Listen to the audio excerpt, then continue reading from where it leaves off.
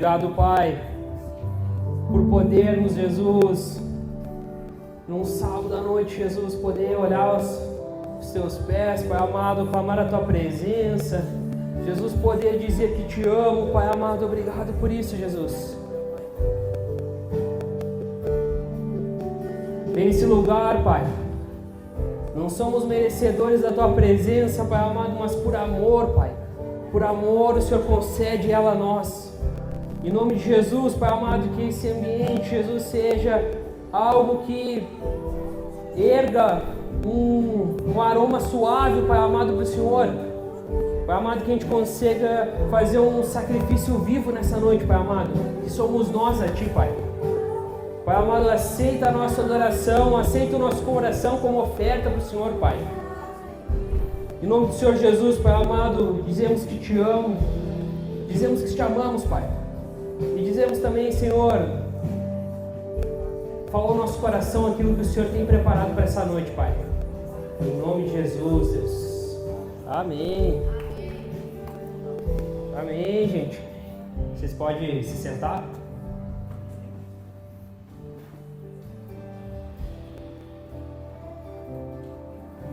Salve, família! Salve. Boa noite a todos, meus amigos. Cara, que alegria, velho. Ah, demorou para ser o primeiro, né? Mas estamos aí, gente. Estamos aí, vamos para cima. Sabe, era pro Doide estar aqui, né? Não sei se vocês sabem, mas ele ficou meio ruim, cara. Ah, ele tá bem ruim mesmo. Mas em nome de Jesus ele tá melhor já. A gente orou por ele ali antes, ali, o Alisson fez a mão. Mas, cara, era pra ele estar aqui. E daí ele me avisou, tipo ali um meio-dia ali, né, que era pra mim fazer a palavra. Confesso pra vocês que fiquei meio nervoso, mas, gente, tem que ir pra cima, sabe? E sabe o que eu achei engraçado, cara? Que depois que ele me pediu pra fazer, eu comecei a ficar meio ruim também. Começou a me dar uma dor de barriga e tal. Eu falei, mas que é isso, né, cara? Eu não... Será que é espiritual e tal? E bem no fim, eu acho que era um pouco, cara. Mas tinha uma vez um pastor, cara, Bill Johnson. Faleceu a esposa dele. E no outro dia ele foi pregar, sabe?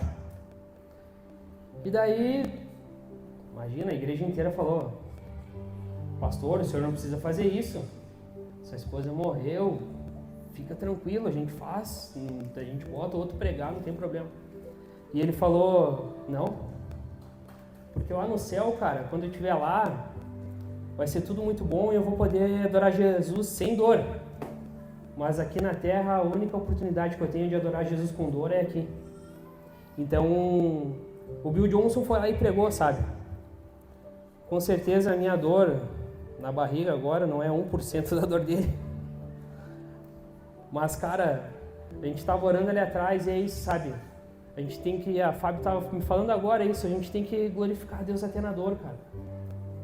Porque até a dor, se vir da parte de Deus e a gente estiver no centro da vontade de Deus, não importa o quanto vai doer, não importa que a gente esteja no centro da vontade de Jesus. Sabe, o que Jesus falava no meu coração para trazer nessa introdução dessa noite é Ele. É o nome de Jesus.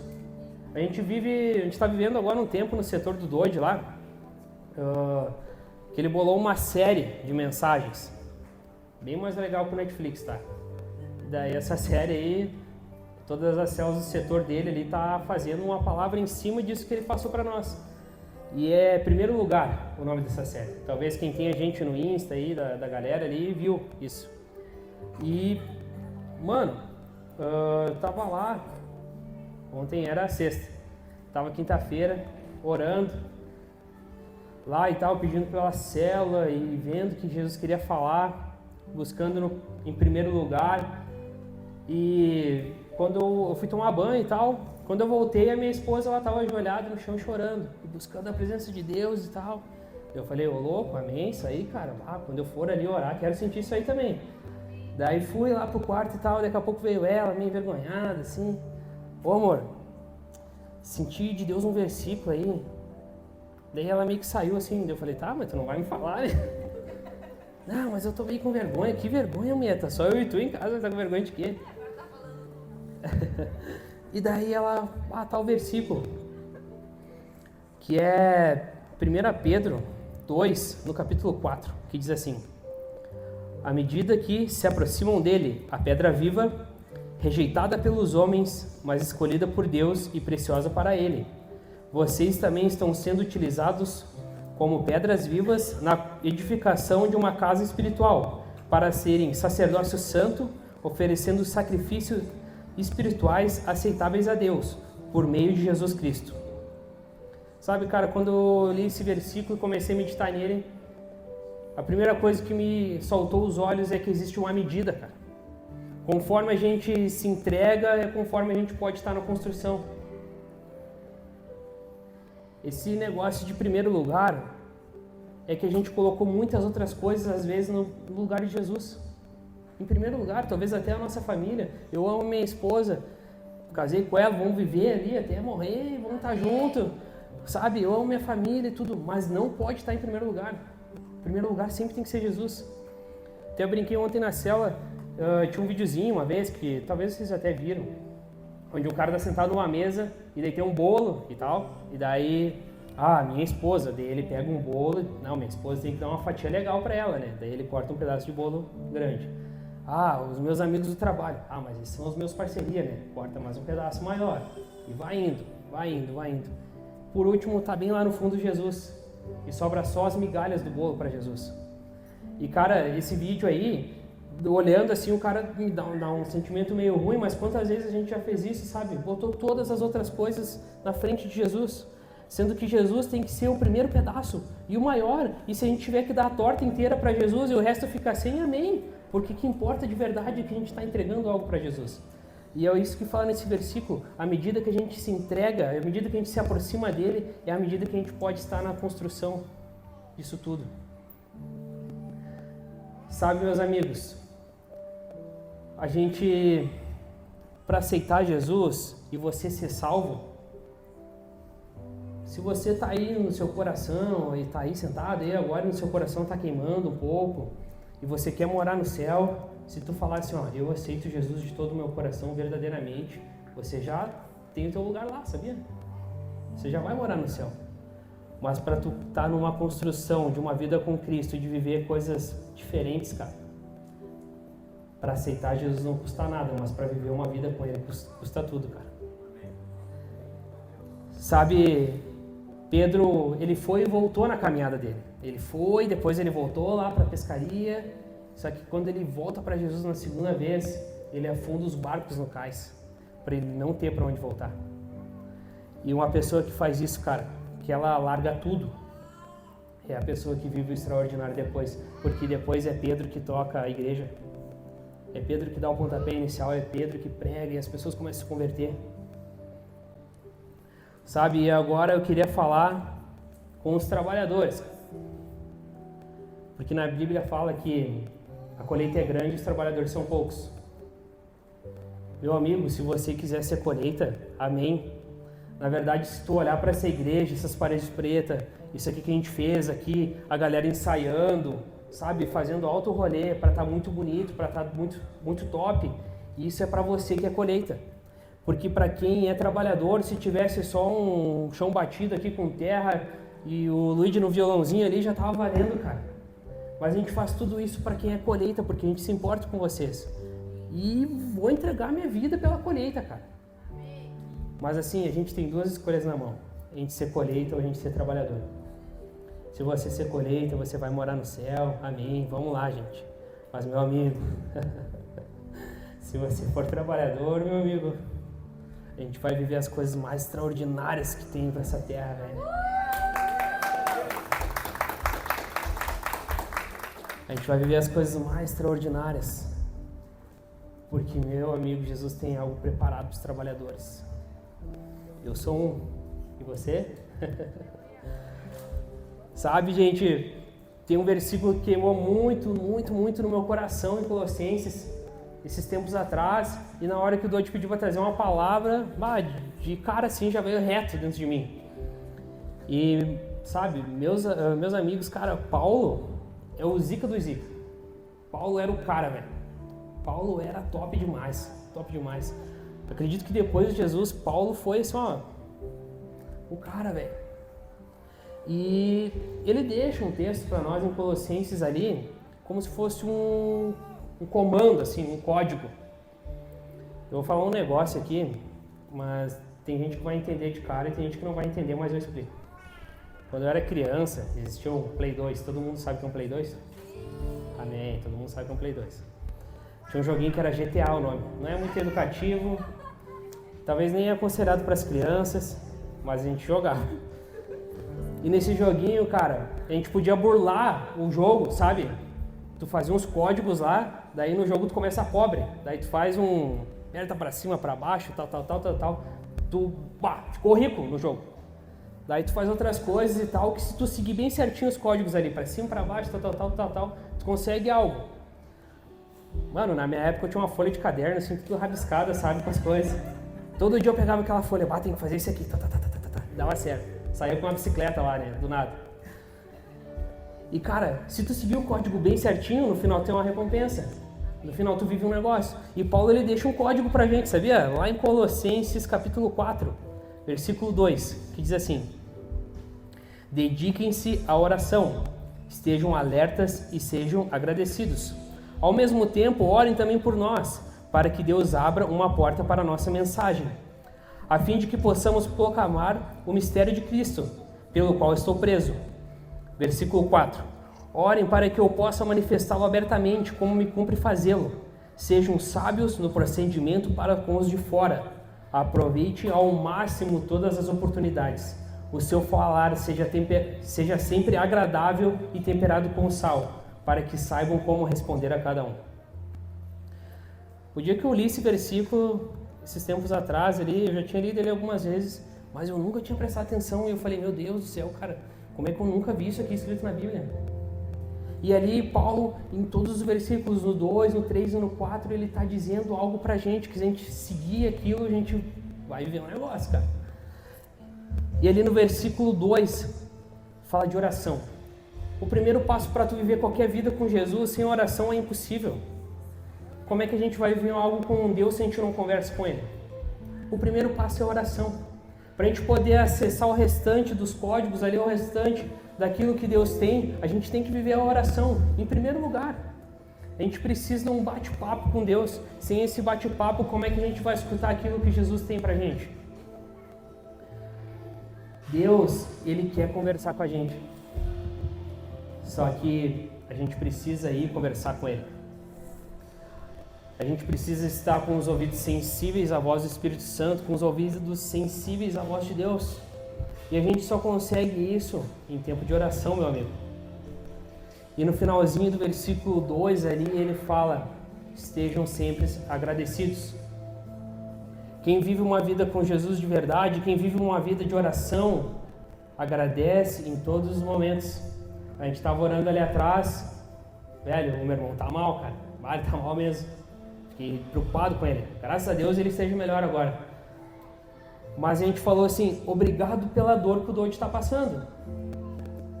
Eu no meu cantinho falei, obrigado pela dor de barriga. Porque se a gente está vivendo uma vida com Cristo, até a dor é bom, cara. Então obrigado, Jesus, por tudo que a gente está vivendo.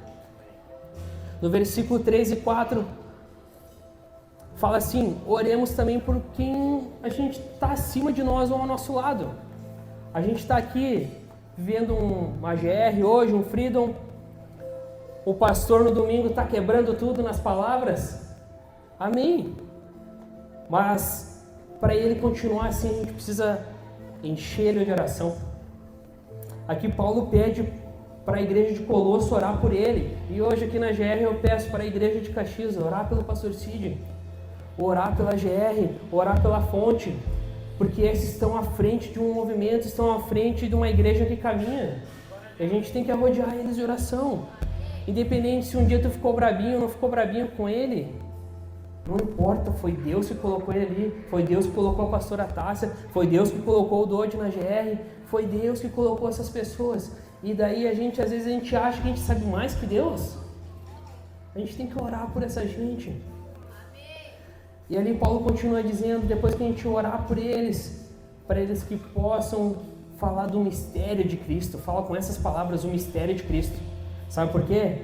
Porque tu vai procurar lá no Instagram Jesus, vai aparecer umas coisas. Tu vai procurar lá no Google, vai aparecer outras coisas. Amém. Tu vai conversar com o Fabinho, que está aqui sentado no chão ali, prestando atenção. Daí o Fabinho vai falar, Jesus é isso e isso. Daí a gente vai conversar com o pastor, vai dar uma definição de Jesus. Mas o mistério de Cristo é um olhar nos olhos dele. O mistério de Cristo é um toque. O mistério de Cristo é algo que ninguém pode explicar, só vivendo. Se eu tiver com uma bolachinha aqui na mão agora, tu vai ver, vai pensar assim, talvez seja de chocolate, talvez seja de morango, mas só vai saber o sabor quando tu provar. A gente tem que provar Jesus para descobrir o mistério dele.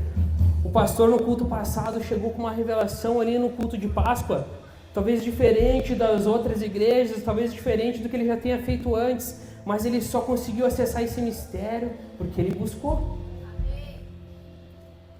A gente precisa conhecer os mistérios de Cristo, cara. No versos 5 e 6, fala pra gente ser esperto, pra gente aproveitar ao máximo todas as oportunidades. A gente tem que falar de Jesus para uma galera aí fora. E quem que vai falar? Os trabalhadores. Os trabalhadores têm que falar de Jesus. Sabe, trocando uma ideia com o pastor, falando uma palavra que eu tinha pensado e tal no culto passado, eu falei, pastor, vai na Páscoa ali e faz o que Deus colocou no seu coração como se fosse a última vez, e amém. E na verdade uma vida de um cristão verdadeiro é viver todos os dias como se fossem os últimos. Esses dias tinha um pastor que eu curto demais.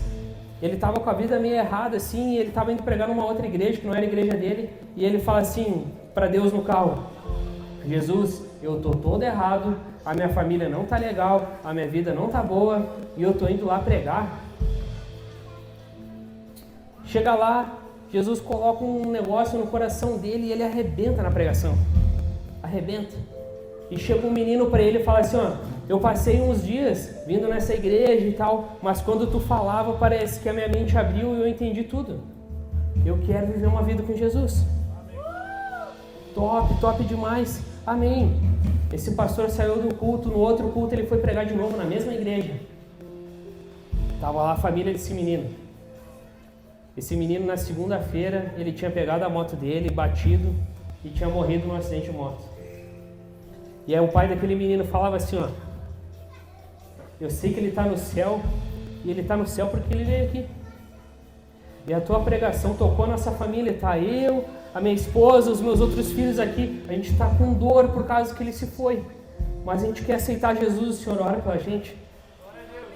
Meu amigo, era um dia tudo errado para ele. Tudo errado. Mas foi como se fosse a última vez que ele fez, cara. E foi a última vez para um rapaz. Talvez eu esteja aqui falando para vocês e vocês vão pregar para alguém, e para essa pessoa que vocês vão pregar vai ser a última vez. Só que vocês têm que estar esperto, que é isso que fala no versículo 5 ali. E no finalzinho do versículo ainda Paulo fala que a gente tem que ser salgado, bem temperado. Porque eu vou te dizer, mano, se a gente for fazer um churrasquinho aqui, Caxias do Sul, né, cidade do churrasco e tal, se a gente for fazer um churrasquinho, a gente pode botar uma picanha lá, sem sal, vai ficar horrível, velho, ninguém come. Mas se a gente pegar talvez uma carnezinha mais simplinha lá, cara, e temperar bem temperadinho, todo mundo fica faceiro. Talvez a gente é uma carne de pescoço, meio ruim, mas se a gente for salgado por Cristo, é muito melhor que a carne mais top, sem sal. A gente chegou ao ponto principal dessa palavra, que realmente é a gente ser salgado, sabe? E eu creio que nessa parte de a gente ser salgado, a gente tem que romper algumas coisas. Eu vou te dizer que todos os dias eu busco para Jesus me falar o que eu tenho que ser diante dos olhos dele, não ser aquilo que eu acho que eu tenho que ser. Talvez a gente tenha que romper um pouco do nosso jeito, talvez a gente tenha que romper, eu não gosto muito de fulaninho. Velho, esquece isso, bola para frente, fala de Jesus para ele. Eu sou um pouco quieto. O que Jesus está falando sobre isso? Talvez Jesus está falando para tu abrir a tua boca e falar. Não importa o teu jeito, a gente tem que romper, porque o tempero vem de Cristo, não é a gente que coloca o tempero. Salve, meus amigos. Chegando ao final, eu vejo na minha frente e na frente de vocês duas escolhas. Uma, ser colheita e amém, vão morar no céu, ou ser um verdadeiro trabalhador, temperado com o sal, alguém que ora por quem está acima da gente, alguém que troca uma ideia com Jesus, alguém que vive Colossenses, cara. Alguém que vive Colossenses 4, versículo 2 ao 6. Paulo deixou o código pra gente, sigam esses. Orem, tenham tempo com Deus, orem para a gente que está à frente, orem para os seus irmãos, aproveitem ao máximo todas as oportunidades, sejam temperados com sal e vivam. E vivam. Eu queria pedir para você se colocar de pé.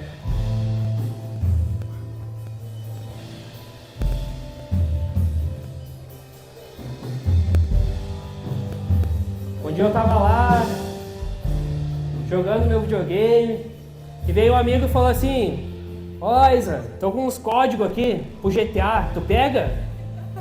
Manda pra cá. Peguei os códigos, fiquei o cara mais rico do jogo lá, deu tudo certo lá no jogo. Eu vou falar pra vocês hoje. Tô com o código de Colossenses 4, versículo 2 ao 6 para passar pra vocês. E fica a critério de vocês, quem é que vai querer pegar ou não. Gente, o nome desse culto é Freedom. É livre. Eu não vou pedir para você vir aqui na frente. Eu não vou pedir para você fazer nada. Você fique à vontade. Se você quiser vir, se você quiser sentar no chão, se você quiser sentar no seu lugar, se você... Cara, fica à vontade.